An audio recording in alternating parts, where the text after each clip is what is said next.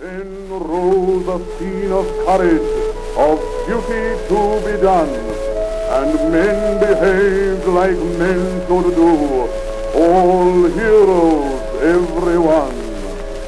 Millionaire and poor man's son, when she was sinking fast, worked like Britons, side by side, all faithful to the last.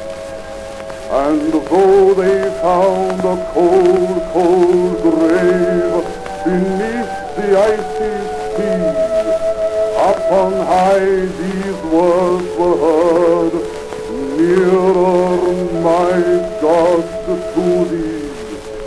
With men like these we still can boast, and as of old can sing, O death, where is thy victory? O grave, where is thy sting? After all lifeboats and collapsibles had been launched, Captain Smith told the crew left aboard to save themselves. Frank Prentice and other members of the crew continued to send out distress signals as the ship went down. I thought, well, I've done all I possibly could. I'd helped them all I could, and I thought, now I'll go up and get out of all this scrumming and go on the poop deck. There were about 4 of us up there, and whilst I was up there, we sent up these lights, rockets, which burst very high in the sky, and then you could see our boats spread out all over the place. And I had that in mind somehow. The ship took a sudden dip, and a sea came rolling up, carrying everyone with it. Many were drowned there and then. Everyone that could just instinctively started to scramble up towards the after end of the ship. But that was only putting it off. In fact, it was lessening their chances. The plunge had to come, and that I could see was pretty soon. And no one's chances were going to be improved by getting mixed up in a struggling mass. And all of a sudden, she lifted up quickly, and you could hear everything crashing through her. Everything that was movable was going through her. And then she went down and seemed to come up again, so I thought, well, now I'm going to leave. And I was hanging onto a board. We had 2 boards, start and port, which said, keep clear of the bellow blades. And I was hanging onto one of these, and I was getting higher and higher in the air, and I thought, well, now I'll go. And I dropped in, and I hit the water with a terrific crack.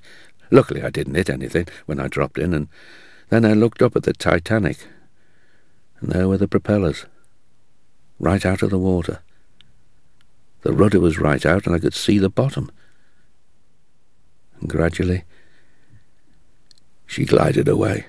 For my part, I turned forward and took a header from the top of the wheelhouse. I started to swim away, but got sucked down 2 or 3 times. In fact, I got mighty near the edge of things before I finally came up alongside the collapsible. We'd hove into the water from the top of the officers' quarters, and there I hung on. The funnel, weighing perhaps 50 or 60 tons, fell down with a crash on the water. It missed the raft and some of us hanging onto it, by inches. But there were a good many it didn't miss. Next thing I remember, I was still hanging on to a bit of rope attached to the raft, but some 30 or 40 yards away from the ship. The wash of the falling funnel had evidently picked us up, raft and all, and flung us clear of the ship altogether. Several of us scrambled up onto the slippery bottom of the raft, and it was from there I saw the Titanic sink. As I watched, I could see her bow getting deeper and deeper in the water, with the foremast sticking up above the surface, whilst her stern lifted higher and higher, till it was right out of the water. When she got to an angle of about 60 degrees, there was a sullen sort of rumbling roar, as her massive boilers all left their beds and went crashing down through the bulk's heads and everything that stood in their way. When the boilers broke away, she was, of course, plunged into absolute darkness, though her huge black outline was still perfectly distinct up against the stars and sky. Slowly she reared up on end, till at last she was absolutely perpendicular. Then, quite quietly, but quicker and quicker, she seemed just to slide away under the surface and disappear.